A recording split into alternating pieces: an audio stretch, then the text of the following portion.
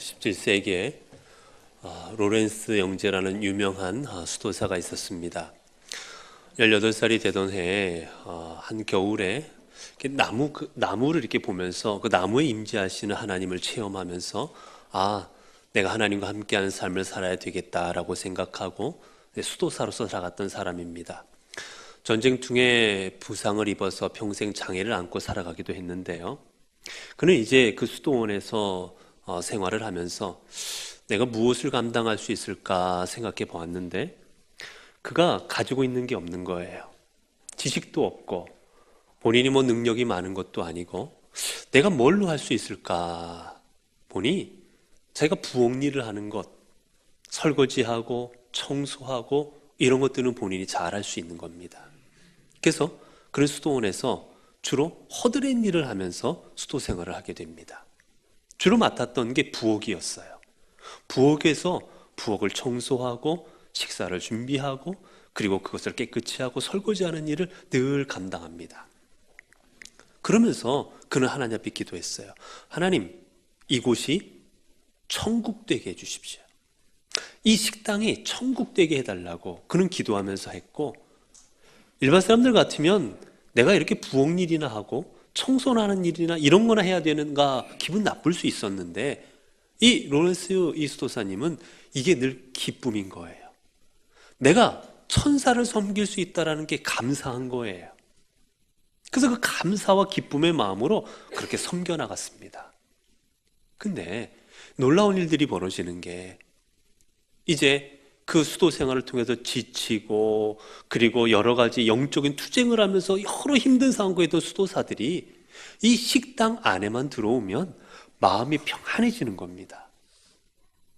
고뇌에 쌓이고 어떻게 할까 많은 걱정 근심 가운데 그렇게 바깥에서 있다가도 식당만 오면 마음이 차분히 가라앉고 마음에 기쁨이 있고 평안해지는 거예요. 그 사람들이 점점점 이 식당을 좋아하게 됩니다.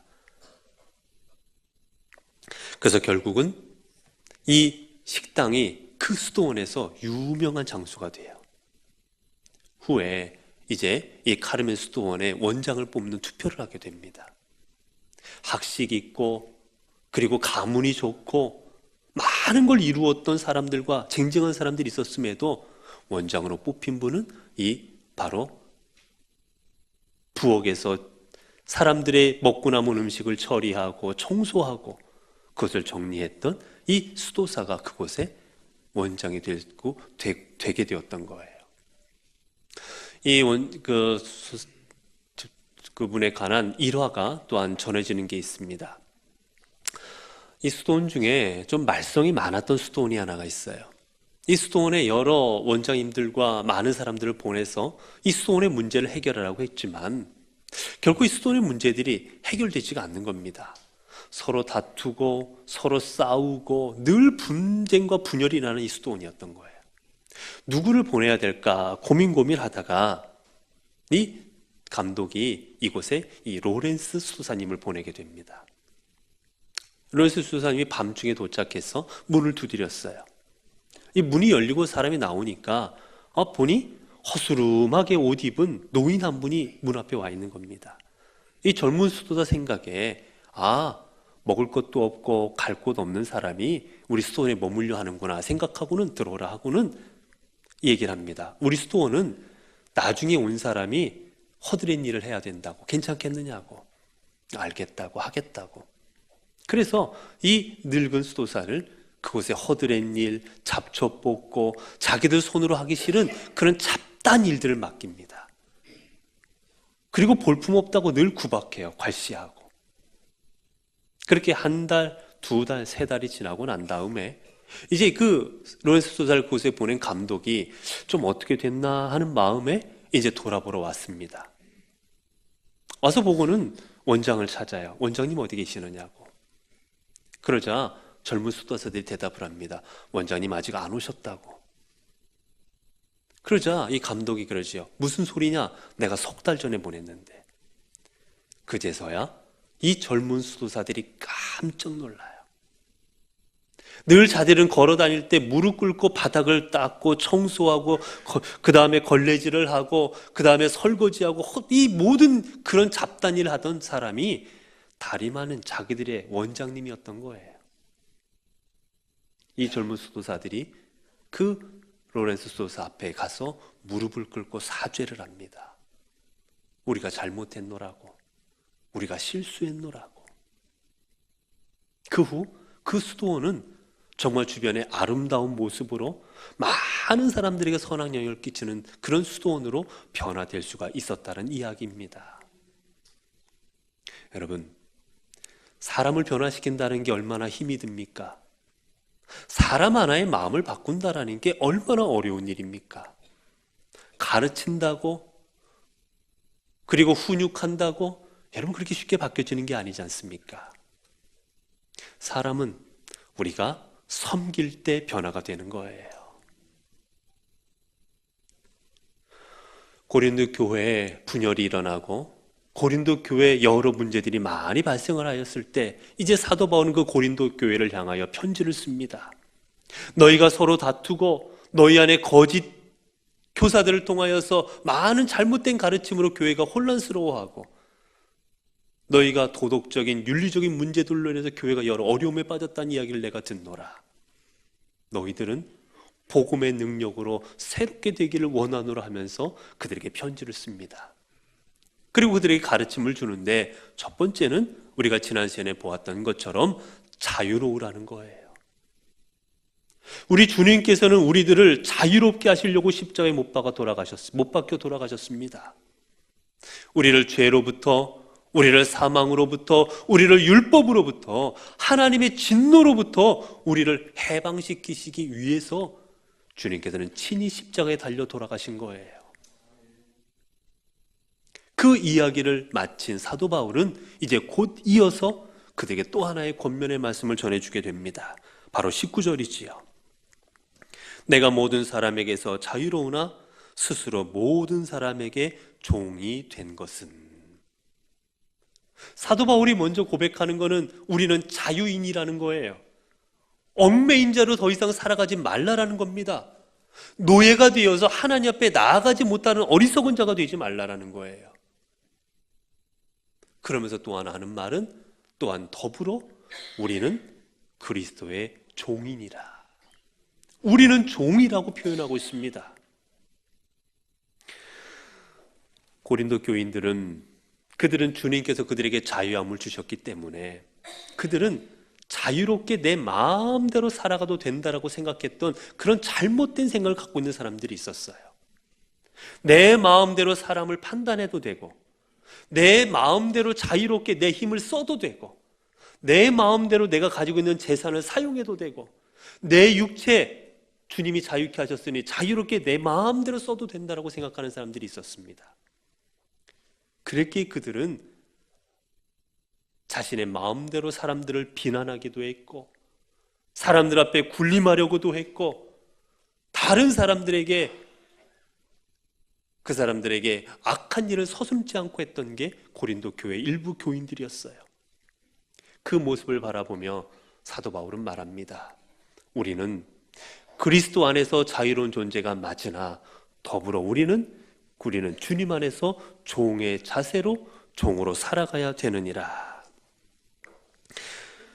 마틴 루터는 이것을 가리켜서 그리스도의 자유라는 책에서 이렇게 이야기합니다. 그리스도의 사람은 모든 일에 자유한 주인이며 모든 동시에 어떤 사람에게도 종속되지 않는다.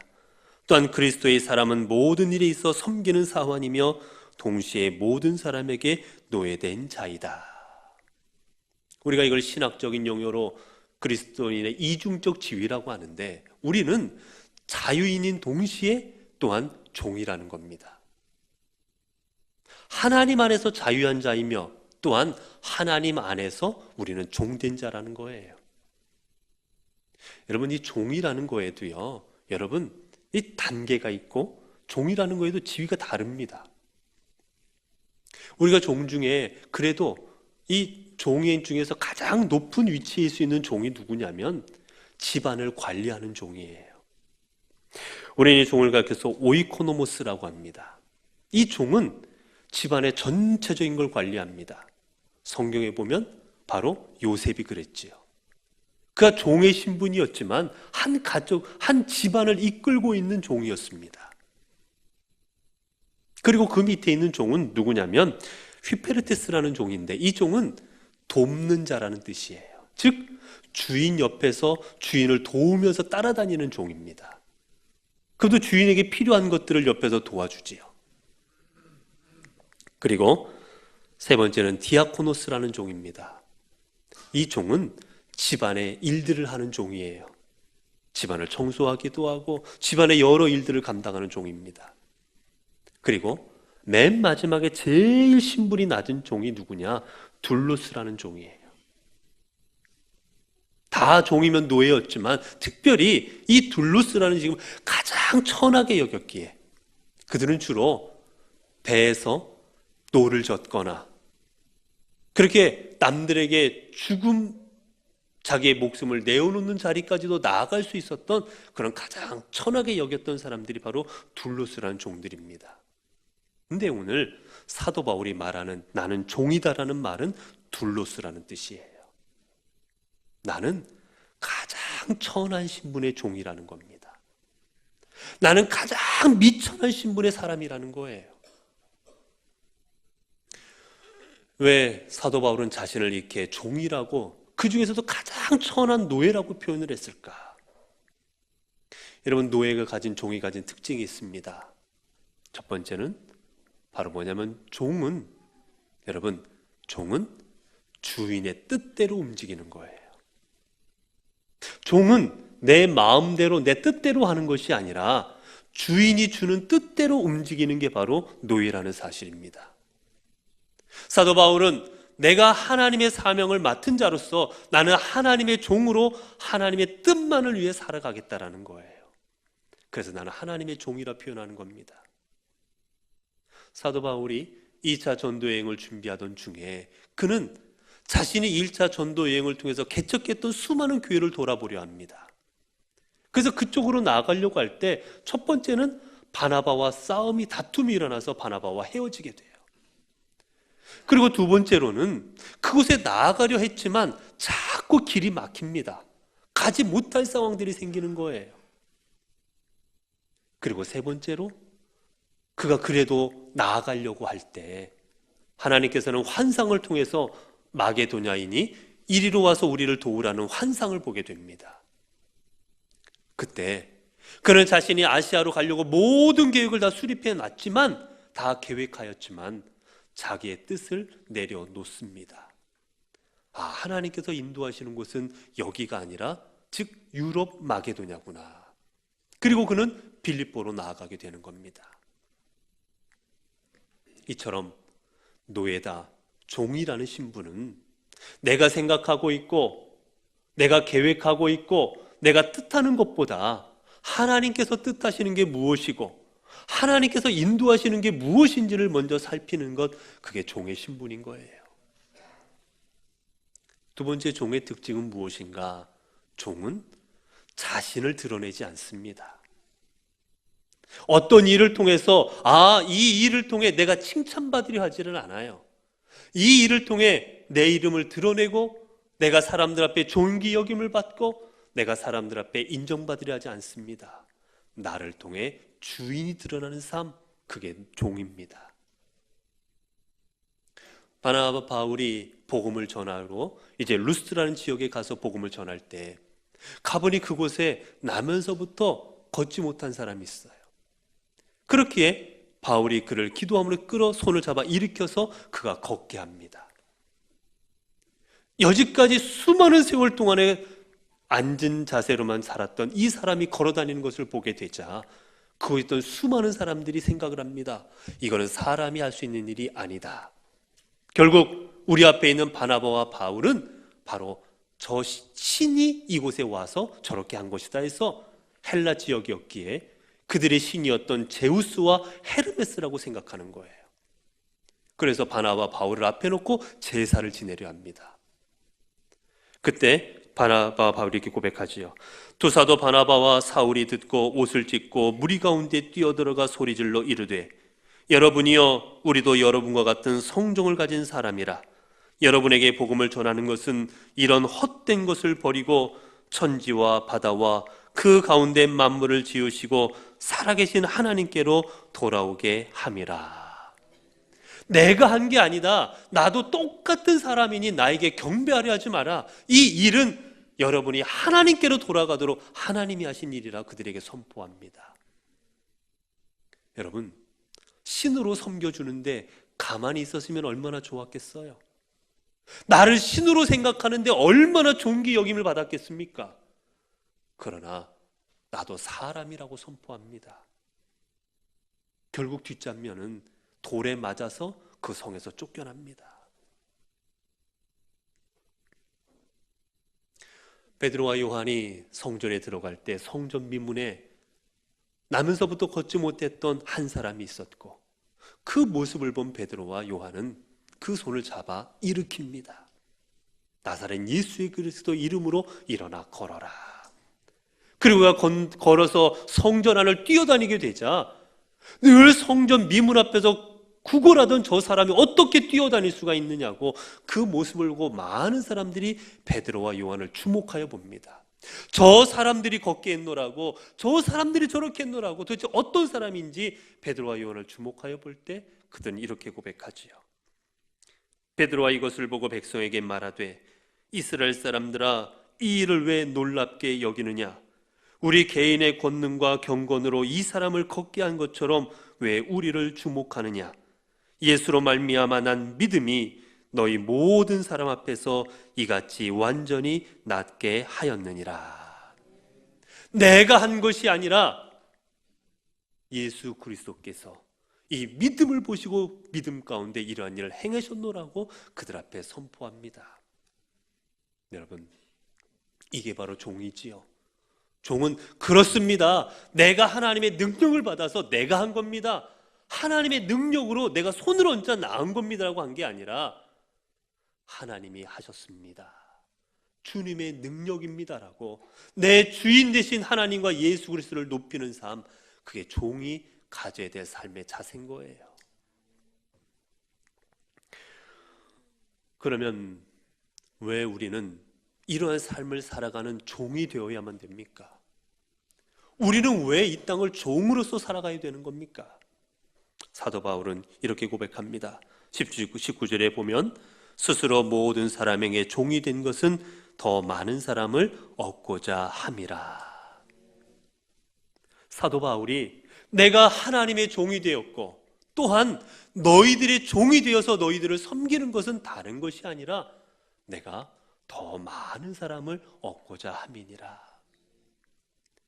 하나님께서 사도 바울에게 주셨던 사명은 다른 게 아니라 사람들을 구원의 길로 인도하는 사명이었습니다.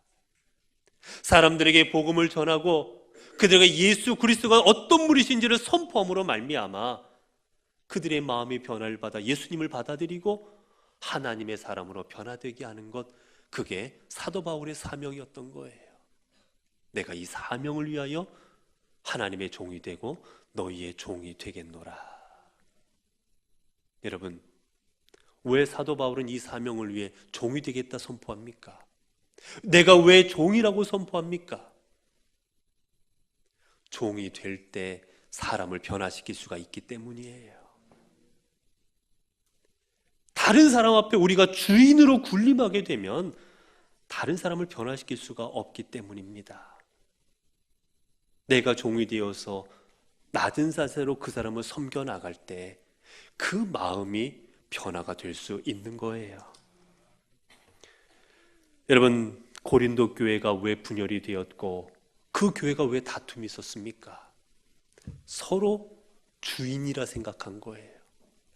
내가 주인이라 생각하기에 왜 주인의 말을 안 듣느냐는 겁니다. 왜 주인의 명령을 안 따르냐는 거예요. 그렇게 생각할 때 다 주인이니 서로 싸울 수밖에 없지 않겠습니까? 나도 주인이니 너는 내 말 들어야 되고 저 사람도 주인이니 저 사람도 나를 내 말 들으라 하고 서로 내 말 들으라 하니 싸움이 날 수밖에 없던 거지요. 그래서 사도 바울은 고백하는 겁니다. 서로 주인이 아니라 서로 종이 되십시오. 여러분, 종이 될 때 그 사람이 보입니다. 여러분, 주인의 눈에는 종이 안 보여요. 왜 그렇습니까? 종이 사라지면 종이 저기 하면 바꿔버리면 되잖아요. 다른 종으로 교체해버리면 되는 거예요. 그 종이 내 눈에 그렇게 들어오질 않아요. 종의 말 귀에 들어오지 않습니다. 종이 무슨 말하든 그게 중요한 게 아니라 내 말을 종에게 전달하는 게 중요하기 때문이에요. 그러나 종은 주인만 보입니다. 주인이 어디 계시고 주인이 지금 어떠한 지경에 있고 주인이 무엇이 필요한지 내가 도와드려야 되기 때문에 주인의 눈에는 종의 눈에는 주인만 보이는 거예요. 그리고 종은 주인의 말씀에 귀를 기울입니다. 내게 뭐라 말씀하시나, 내게 뭐라 명령하시나, 내가 어떤 말씀을 따라야 되는지 알아야 되기에 늘 종은 주인을 향하여 귀를 엽니다. 그렇게 우리는 종이 되어야 상대방이 보이고 종이 되어야 상대방의 말이 들리는 거예요. 내가 주인으로 있으면 상대방이 보이지 않고 내가 주인으로 있으면 상대방의 말이 들리지를 않습니다. 주님께서 이제 잡히시던 밤에 제자들을 불러 모으셔서 유월절에 식사를 하십니다. 이 마지막 순간까지도 제자들의 관심은 어디가 있었느냐? 제자들은 내가 어떻게 하면 예수님께서 왕이 되시면 높은 자리 차지할 수 있고, 어떻게 하면 저 예수 그리스도를 통해서 내가 인정받을 수 있고, 어떻게 하면 저 예수님을 통해서 내 지위가 더 높아질 수 있을까? 여러분, 이게 제자들의 온통 관심이었어요.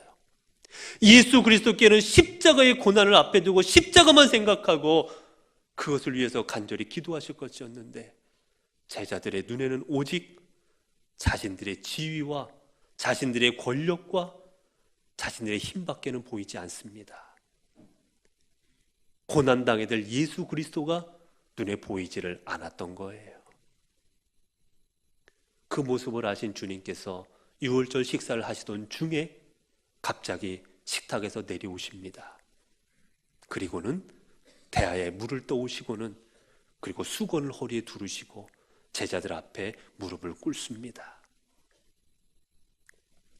여러분, 주님께서 이 일을 하신 것은 제자들의 발을 씻기기 위함이었지요. 이런 발을 씻긴다라는 것은 유대인들에게 하나의 관습입니다. 유대인들은 사막 지역, 건조한 지역을 다녀야 됐기에, 그리고 그들은 우리 같은 이런 신발이 아니라 샌들을 신고 다녔고 우리처럼 양말을 신는 문화가 아니어서 그들의 발은 언제나 더럽혀져 있었어요. 먼지로 오물로 더럽혀져 있었기에 그들이 집 안으로 식사하러 올 때는 가장 먼저 앞에다가 물을 떠놓습니다. 그래서 존귀한 손님이 오면 종이 나가서 그 발을 씻겨드리는 거예요. 근데 그 발을 씻겨드리는 이 일은 아까 말했던 그 집안에서 제일 천한 종이 담당했던 게 발을 씻기는 거였어요. 그런데 지금 예수님께서, 그들의 랍비여 그들의 구세주가 되는 예수 그리스도께서 지금 이들 앞에 무릎을 꿇고 발을 씻겨주시는 겁니다. 도저히 있을 수가 없는 일이지요. 베드로는 안 된다고 거절합니다. 그러나 주님께서는 이 일을 통해 제자들에게 귀한 가르침을 주십니다. 다른 사람의 발을 씻길 정도로 내가 종이 되어서 다른 사람을 섬길 때 그 삶을 변화시킬 수가 있고, 그리고 그 사람의 진면목을 볼 수가 있는 거예요. 여러분, 예전에 우리나라의 그 사진 몇 장이 많은 사람들에게 감동을 주었던 사건이 있습니다. 사진 2장이 이렇게 나왔었는데 매스컴에 하나는 남자의 발이었고 하나는 여자분의 발이었어요. 남자분의 발은 박지성이라는 축구선수의 발이었습니다. 그리고 여자분의 발은 발레리나 강수지 씨의 발이었어요. 둘 다 세계적인 사람들입니다. 축구 선수로 그리고 발레리나로 세계 최정상에 올랐던 분들이에요. 그 모습을 보면 얼마나 아름답고 얼마나 그분들의 모습이 멋있었는지 모릅니다. 때로는 부럽기도 했어요. 야, 저렇게 많은 사람의 찬사를 받고 저렇게 많은 사람도 존경받는 자리에 어떻게 설 수 있었을까? 부럽기도 했습니다. 그런데 이분들의 발 사진이 매스컴에 실렸어요. 근데 그 발 사진을 본 순간 다들 깜짝 놀랐습니다. 죄송하지만 어떻게 보면 정상인의 발이 아니었어요. 발은 다 휘어져 있었고 마디마디는 다 관절이 두꺼워져서 이만하게 되어 있었어요. 이게 어떻게 사람의 발일까? 어떻게 저 유명한 사람의 발이 이 모양일까?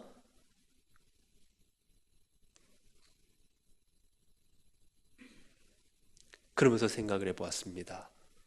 이분도 여기까지 오를 동안 참 힘들었구나. 참 많은 어려운 일들을 다 이겨내고 이 자리까지 올 수가 있었구나. 그게 그냥 얻어진 게 아니었구나. 그분의 돌아온 인생, 얼마나 이때까지 오느라고 눈물을 흘렸고 얼마나 고난을 당했고 얼마나 아픔을 이겨냈는지 그분의 인생을 조금이나마 느낄 수가 있었습니다.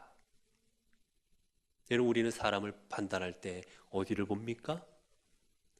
얼굴을 봐요. 얼굴색이 얼마나 하얀지, 도대체 얼굴에 뭐를 어떻게 하고 있는지, 화장이 어땠는지, 얼굴에다가 무슨 액세서리를 했는지, 모양을 어떻게 냈는지, 우리는 얼굴 모습을 보고 아, 이 사람이 부티가 나는구나. 이 사람이 뭔가 가지고 있는 사람이구나. 이 사람이 그래도 지위가 있는 사람이구나. 우리는 얼굴 보고 판단해요. 그러나 여러분, 그 사람의 진면목은 발에 있는 거예요. 내가 어떠한 삶을 살아왔는지 주님께서는 그 발을 씻겨주십니다. 그 더럽혀졌고 그 추한 발, 그 냄새나는 발을 당신의 손으로 깨끗하게 씻겨주십니다. 주님께서 자신들의 발을 씻겨줄 때 그 제자들의 마음이 어떻겠습니까? 내가 주님의 발을 씻겨드려야 되는데 어떻게 주님이 내 발을 씻으십니까? 주님께서 그들에게 말씀하시지요. 너희도 가서 이와 같이 하라. 너희가 내 제자라면 너희들은 이제 다른 사람 앞에 군림하는 삶을 살아가려 하지 말고 다른 사람 앞에 주인이 되지 말고 이제 너희는 종이 되어라. 내가 너희 앞에 무릎 꿇은 것처럼 너희도 무릎을 꿇어라. 그리고 내가 사람들을 높은 곳을 바라본 게 아닌 것처럼 너희도 이 낮은 곳을 바라보아라. 그래야 그 사람을 바라볼 수가 있고 그리고 그 사람의 마음을 얻을 수가 있고 그 사람을 변화시킬 수가 있노라고 주님께서는 가르침을 주셨습니다. 우리 주님 말씀하십니다. 높은 자가 되려 하면 먼저 낮아지어라. 너희 중에는 그렇지 않을지니 너희 중에 누구든지 크고자 하는 자는 너희를 섬기는 자가 되고 너희 중에 누구든지 으뜸이 되고자 하는 자는 모든 사람의 종이 되어야 하리라. 인자가 온 것은 섬김을 받으려 함도 아니라 도리어 섬기려 하고 자기 목숨을 많은 사람의 대속물로 주려 함이니라. 사랑하는 성도 여러분, 우리가 종이 될 때 우리는 먼저 하나님과의 온전한 관계를 회복할 수가 있습니다. 여러분, 하나님의 주인 되려 하지 마시기 바랍니다. 주님은 우리의 종이 되어 우리를 섬겨주셨는데 우리는 주님의 주인 되어서 주님 내 마음대로 해주시기 바랍니다. 내가 원하는 거 이겁니다. 내 뜻대로 이루어주세요라고 주님을 종처럼 부리지 마시기 바랍니다.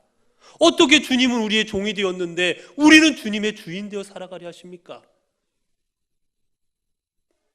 그리고 우리가 서로 종이 되어야 됩니다. 성도의 종이 되어야 되고 가족의 종이 되어야 되고 동료들의 종이 되어야 됩니다. 종이 될 때 우리는 온전한 하나님의 사람이 될 수가 있는 겁니다. 여러분, 교회 안에서 나를 드러내려고 하지 마시기 바랍니다. 교회 안에서 인정받으려 하지 마시기 바랍니다. 교회 안에서 높아지려 하지 마시기 바랍니다. 교회 안에서 내 이름 불리는 거 좋아하지 마시기 바랍니다. 종은 내 이름 안 불렸다고 화내지 않습니다. 종은 나 인정하지 않았다고 화내지 않습니다. 종은 나 높여주지 않았다고 화내지 않습니다. 내가 높여지지 않고 주님이 높여진 것으로 만족하고, 내 이름이 불리지 아니었지만 내 이름을 통하여 하나님께 영광되었음을 기쁘고 감사하게 여깁니다. 그게 참다운 그리스도의 공동체인 것입니다. 우리 연포교회는, 우리 모든 교우들은 우리의 삶을 통해 나의 종이 된 것을 드러낸 삶이 되시기 바랍니다. 서로 주인이라고 내 말 따르라고 싸우는 것이 아니라 서로 섬기겠다고 싸우는 교회가 되길 바랍니다. 내가 섬기겠노라고, 내가 물 떠다 주겠노라고, 내가 치우겠노라고, 내가 청소하겠노라고, 내가 줍겠노라고, 서로 내가 하겠노라고 그것을 가지고 서로 논쟁할지언정, 당신 하라고, 당신 역할이라고, 이런 것 가지고 교회 안에서 다툼이 있지 않기를 원합니다. 사랑하는 성도 여러분, 주님께서는 오늘 사도 바울의 이 권면의 말씀을 통해 우리가 서로에게 종이 되어서 하나님 앞에 아름다운 모습으로 나아가기를 원하고 계십니다. 우리가 존재임을 고백할 때 하나님은 우리를 주님의 도구로 사용하시사 하나님의 복음의 능력이 나타나는 주님의 귀한 자녀들로 저희들을 인도하여 주실 것입니다.